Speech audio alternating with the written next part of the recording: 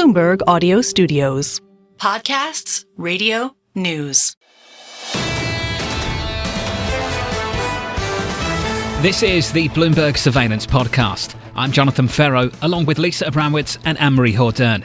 Join us each day for insight from the best in markets, economics and geopolitics. From our global headquarters in New York City, we are live on Bloomberg Television weekday mornings from 6 to 9 a.m. Eastern. Subscribe to the podcast on Apple, Spotify or anywhere else you listen. And as always, on the Bloomberg Terminal and the Bloomberg Business app. Torsten Slok of Apollo noted the impact of the Fed cutting 100 basis points, writing the bottom line is that Fed cuts and associated developments in financial markets will boost GDP over the coming quarters by 1 percentage point and boost inflation by 0.5. Torsten joins us now for more. Torsten, good morning. Good morning. It's good to see you, sir, and a happy new year. You wrote, and I think it's important to recognise, they cut 100 basis points in September and yields moved 100 basis points in the other direction. What do you think explains that? Well, that is really unusual. I mean, normally the textbook would say if you cut interest rates, loan rates should also be going down. So why is it that when they have cut 100 basis points in September, that we've now seen loan rates go up 100 basis points in September? And that's opened up a lot of conversations about, is this because Fed cuts were not warranted? Is that because of fiscal policy? Or is it because of less demand from abroad? There's just a very important quantification debate around why is it loan rates are going up. And an important part of that question is that the term premium has gone up 80 basis points, at least according to the New York Fed. So using that measure, 80% of the increase in long rates since September has potentially been driven by worries about fiscal policy, at least issues that are not explained by changing Fed expectations. So which of the three questions, which of the 3 points that you're making do you lean on as a reason behind the rise in yields? Well, the challenge is when you do these decompositions and trying to quantify what are the sources of why long rates are going up, is that you don't know this unexplained factor in the term premium, what's driving that. Is that because of fiscal worries? Is it because of some people say it's just some technical issues with the yield curve steepening? In my view, I think at least it tells you that there's something else going on, because if you look at the chart, it is just really unusual that long rates are going up when the Fed is cutting. So that's why if it is because the market is worried about fiscal issues, then of course we need to think about, well, what are the consequences as we get some fiscal news potentially over the next several weeks. A number of people have said this is a good thing and people should embrace it. You see an actual normalization of the yield curve, and that's fantastic. You have a newly positive yield curve, 210s now, the steepest going back to 2022. Do you think that it is a positive development or a negative development? Well, I think what's lying underneath this is that the expectation was that, when the Fed starts cutting, they always cut a lot. And of course, over the last several quarters, the expectation was that the Fed will cut a lot more relative to what's priced in at the moment. So now, of course, markets are pricing that rates will stay higher for longer, and therefore we will not get all these cuts. So the question therefore is, well, is that good or bad news? Well, it's good in the sense that the backdrop is that the economy is still strong. But the bad news, of course, is that rates higher for longer will continue to weigh, in particular, on balance sheets that are weaker. Companies with a lot of leverage, companies with low coverage ratios will continue to get hit by rates higher for longer. So higher for longer has a number of consequences that are bringing back memories of what we saw in 2022 when you had rates going up and stocks going down at the same time. With yields higher over the past since the Fed has been cutting, and you're saying some of this is driven by fiscal, we haven't gotten the fiscal package yet, but the incoming Trump administration has made it clear in the first 100 days they want to see something, whether or not it's one reconciliation bill or two. So basically, is that just saying to the Fed, you're on pause until we see exactly what comes out of this proposal? Well, and I think also to your important point here that it used to be that these bills would be two separate bills, one with border and security in the first bill that would be dealt with first, and then later we'll deal with what's going on the tax front. But combining all this, of course, raises the risk that I'll get a Bloomberg headline saying some pretty significant number in terms of what the deficit impact is. So if you do have a bigger risk of a higher headline number, that also raises at least modestly the probability that we'll get some at least potential Liz Truss moment where we could see a fairly significant number coming out, where instead of doing it drip-wise throughout the year, having a big number where suddenly markets say, wow, there's already QT going on, there's a stock of T-bills that need to be rolled over, and on top of that, we already have a 6-7% budget deficit. All that combined means that Treasury issuance continues to be a very important topic. What does that Liz Truss moment look like in the United States? Well, the risk, of course, is that if there is a still very significant budget deficit, and if we still have significant issues with, again, the number of T-bills outstanding, meaning short-dated debt that needs to be rolled over, we still have QT. There's a lot of conversations about when that potentially will end.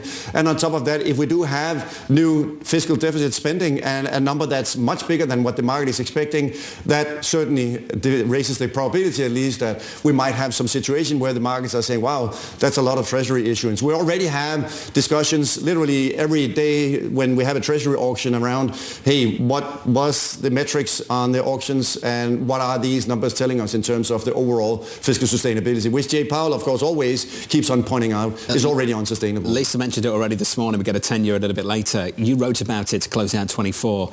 The risk of a 2022 repeat in the market, how great is that risk?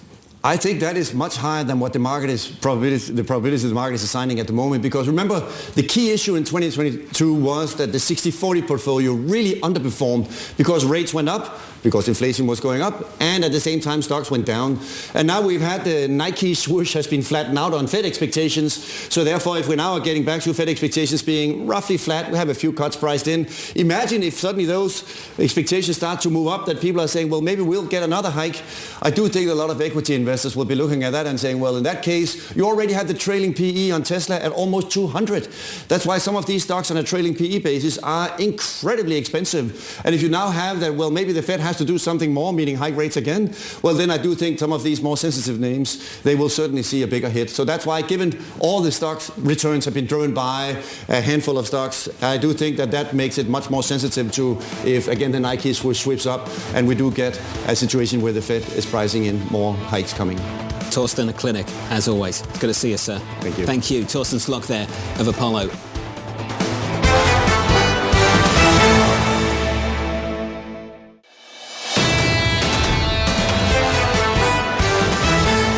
Trump heading to Capitol Hill tomorrow as the president-elect pushes Republicans to pass a single massive bill containing his priorities. Trump looking to secure a House vote on immigration, energy, and extension of the 2017 Trump tax cuts by April. The Republican Congressman French Hill of Arkansas joins us now for more. Congressman Hill, good to catch up with you as always, sir. We'd love your opinion on what you think is the best way to pursue the president's agenda. Is it through going after just one big bill?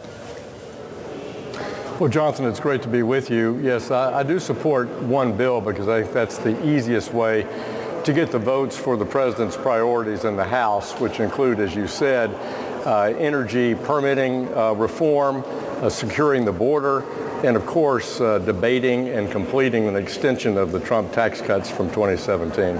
Congressman, we've been debating around this table how much the 10-year yield has a seat at the table when deciding what kind of bill and how big it is when the Congress meets and possibly passes this as soon as April.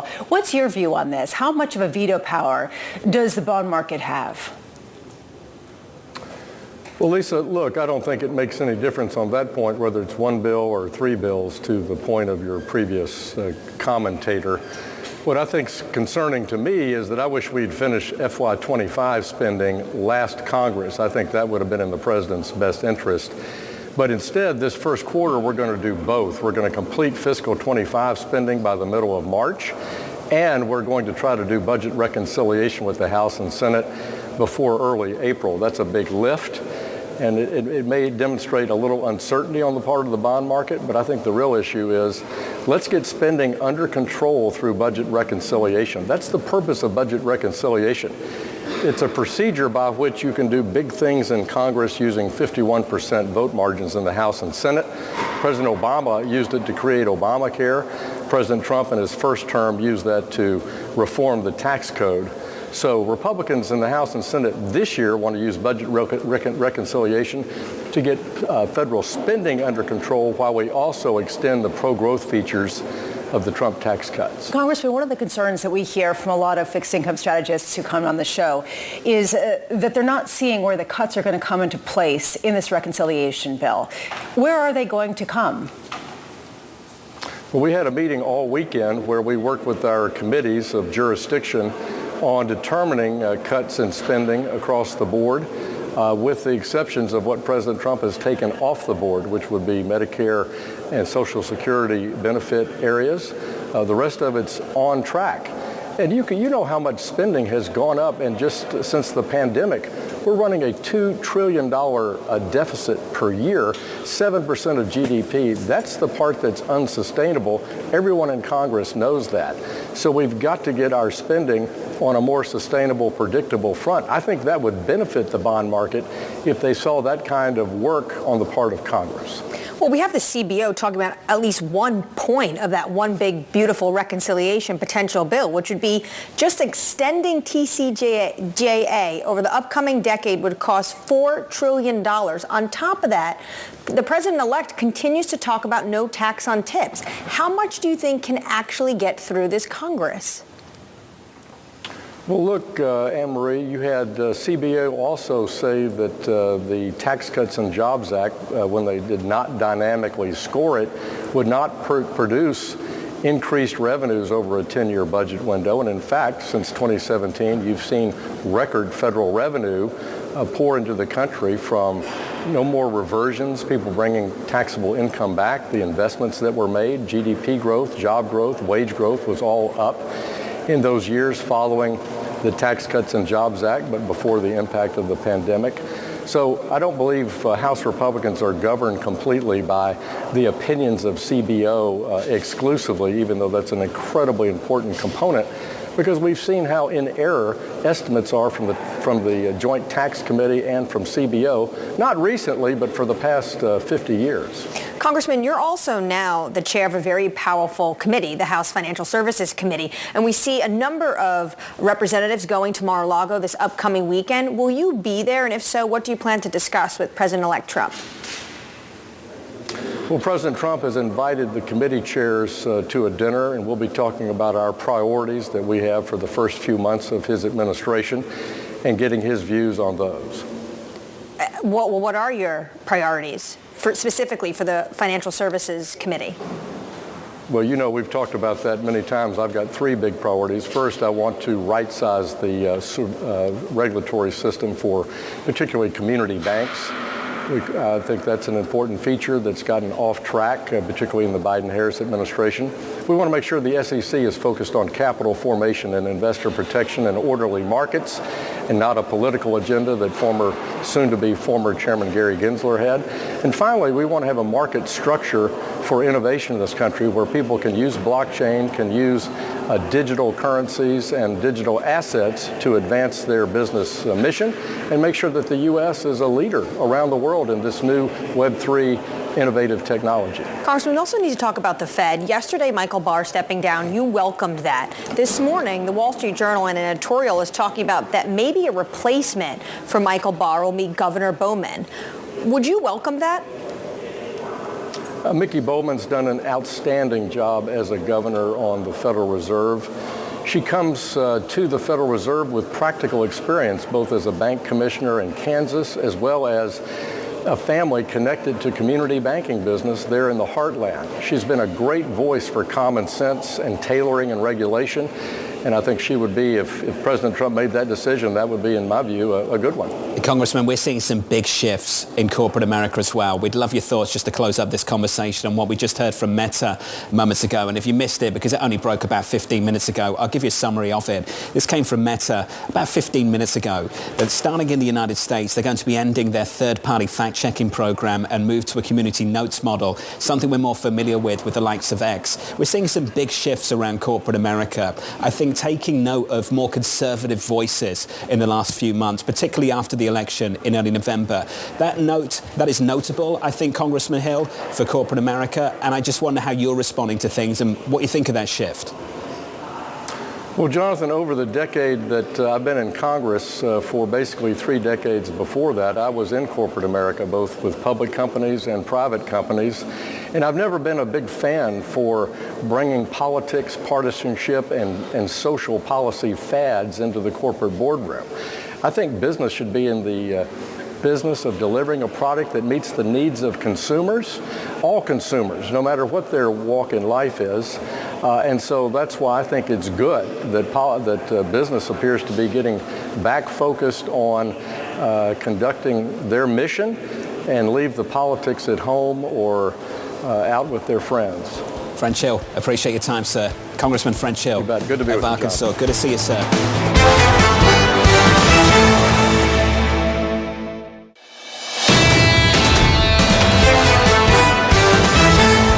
Governor Lisa Cook saying the FOMC can proceed cautiously on further rate cuts with inflation pressures remaining. The former Chicago Fed President Charles Evans writing, I expect inflation will return to 2% within the Fed's current timetable. They don't want to risk cutting rates and then need to backtrack higher if inflation rises again. Charles joins us now for more. Charles, welcome to the program, sir. Just want to go through a range of comments we've had from Fed officials over the past few days. Governor Cook said inflation has been stickier. Governor Kugler said, obviously, our job is not done. President Daley said we're uncomfortably above our target. Why do you suppose, with all of that in mind, they reduced interest rates at the last meeting? Well, I think that, the Fed has done a readjustment in the stance of monetary policy. They've cut rates by 100 basis points over the last year, since September.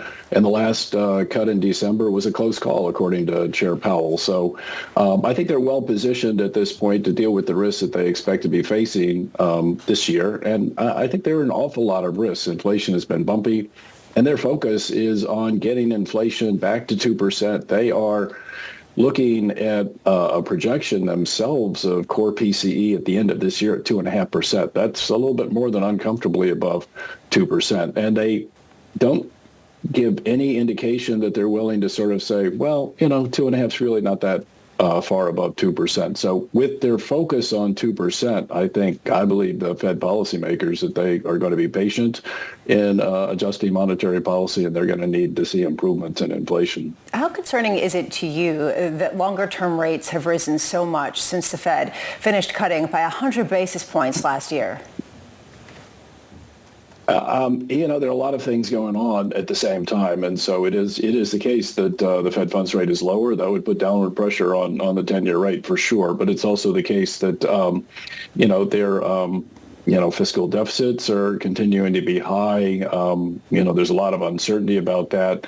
How are investors going to be responding to that? And so I think it's natural to suspect that funding rates could be higher at the long end. It's also the case, that productivity is higher. AI offers a lot of promise. Growth has been above 2%. Our assessments of long-run trend tend to be about 2%, but if they're higher, that would also justify higher long-term rates too. So there are many things in play, plus all of the uncertainty associated with volatility and tariff commentary.